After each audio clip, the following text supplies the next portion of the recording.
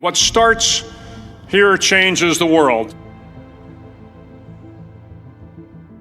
I have a few suggestions that may help you on your way to a better world. And while these lessons were learned during my time in the military, I can assure you that it matters not whether you ever served a day in uniform. It matters not your gender, your ethnic or religious background, your orientation, or your social status. Our struggles in this world are similar, and the lessons to overcome those struggles and to move forward, changing ourselves and changing the world around us, will apply equally to all.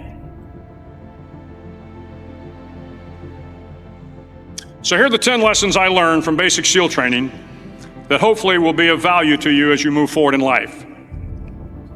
Every morning in SEAL training, my instructors, who at the time were all Vietnam veterans, would show up in my barracks room, and the first thing they'd do was inspect my bed. If you did it right, the corners would be square, the covers would be pulled tight, the pillow centered just under the headboard, and the extra blanket folded neatly at the foot of the rack. It was a simple task, mundane at best, but every morning we were required to make our bed to perfection. It seemed a little ridiculous at the time, particularly in light of the fact that we were aspiring to be real warriors, tough, battle-hardened SEALs.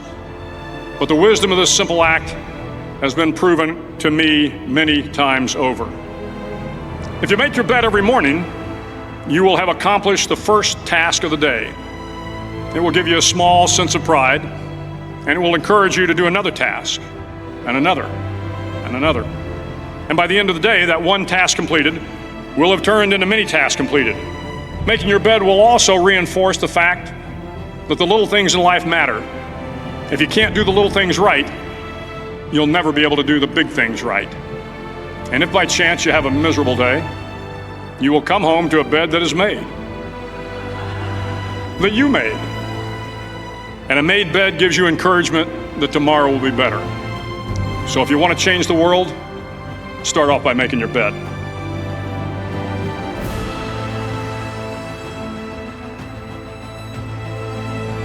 During SEAL training, the students are all broken down into boat crews. Each crew is 7 students, 3 on each side of a small rubber boat, and 1 coxswain to help guide the dinghy. Every day your boat crew forms up on the beach and is instructed to get through the surf zone and paddle several miles down the coast. In the winter, the surf off San Diego can get to be 8 to 10 feet high, and it is exceedingly difficult to paddle through the plunging surf unless everyone digs in. Every paddle must be synchronized to the stroke count of the coxswain. Everyone must exert equal effort, or the boat will turn against the wave and be unceremoniously dumped back on the beach. For the boat to make it to its destination, everyone must paddle. You can't change the world alone. You will need some help. And to truly get from your starting point to your destination takes friends, colleagues, the goodwill of strangers, and a strong coxswain to guide you. If you want to change the world, find someone to help you paddle. Over a few weeks of difficult training, my SEAL class, which started with 150 men, was down to just 42. There were now 6 boat crews of 7 men each. I was in the boat with the tall guys, but the best boat crew we had was made up of the little guys, the Munchkin crew, we called them. No one was over 5'5". The Munchkin boat crew had 1 American Indian, 1 African American, 1 Polish American, 1 Greek American, 1 Italian American, and 2 tough kids from the Midwest. They out-paddled, outran, and outswam all the other boat crews. The big men in the other boat crews would always make good-natured fun of the tiny little flippers the Munchkins put on their tiny little feet prior to every swim. But somehow these little guys from every corner of the nation and the world always had the last laugh, swimming faster than everyone and reaching the shore long before the rest of us. SEAL training was a great equalizer. Nothing mattered but your will to succeed, not your color, not your ethnic background, not your education, not your social status. If you want to change the world, measure a person by the size of their heart, not by the size of their flippers. Several times a week, the instructors would line up the class and do a uniform inspection. It was exceptionally thorough. Your hat had to be perfectly starched, your uniform immaculately pressed, your belt buckle shiny and void of any smudges. But it seemed that no matter how much effort you put into starching your hat or pressing your uniform or polishing your belt buckle, it just wasn't good enough. The instructors would find something wrong. For failing the uniform inspection, the student had to run, fully clothed, into the surf zone. Then wet from head to toe, roll around on the beach until every part of your body was covered with sand. The effect was known as a sugar cookie. You stayed in the uniform the rest of the day, cold, wet, and sandy. There were many a student who just couldn't accept the fact that all their efforts were in vain, that no matter how hard they tried to get the uniform right, it went unappreciated. Those students didn't make it through training. Those students didn't understand the purpose of the drill. You were never going to succeed. You were never going to have a perfect uniform. The instructors weren't going to allow it. Sometimes, no matter how well you prepare or how well you perform, you still end up as a sugar cookie. It's just the way life is sometimes. If you want to change the world, get over being a sugar cookie and keep moving forward. Every day during training, you were challenged with multiple physical events: long runs, long swims, obstacle courses, hours of calisthenics, something designed to test your mettle. Every event had standards, times you had to meet. If you failed to meet those times, those standards, your name was posted on a list, and at the end of the day, those on the list were invited to a circus.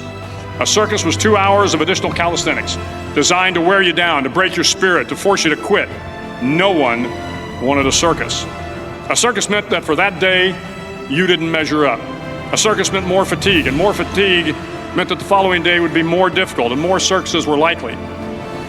But at some time during SEAL training, everyone made the circus list. But an interesting thing happened to those who were constantly on the list.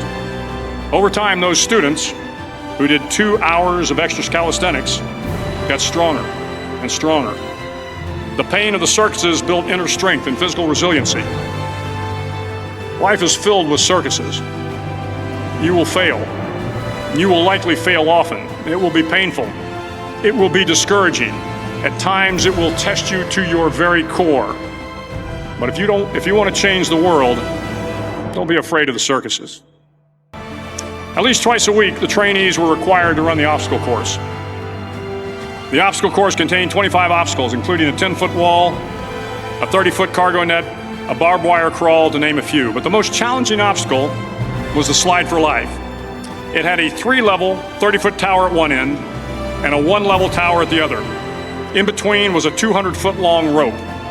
You had to climb the 3-tiered tower, and once at the top, you grabbed the rope, swung underneath the rope, and pulled yourself hand over hand until you got to the other end. The record for the obstacle course had stood for years when my class began in 1977. The record seemed unbeatable until one day a student decided to go down the slide for life head first. Instead of swinging his body underneath the rope and inching his way down, he bravely mounted the top of the rope and thrust himself forward. It was a dangerous move, seemingly foolish and fraught with risk. Failure could mean injury and being dropped from the course. Without hesitation, the student slid down the rope perilously fast. Instead of several minutes, it only took him half that time. And by the end of the course, he had broken the record. If you want to change the world, sometimes you have to slide down the obstacles head first.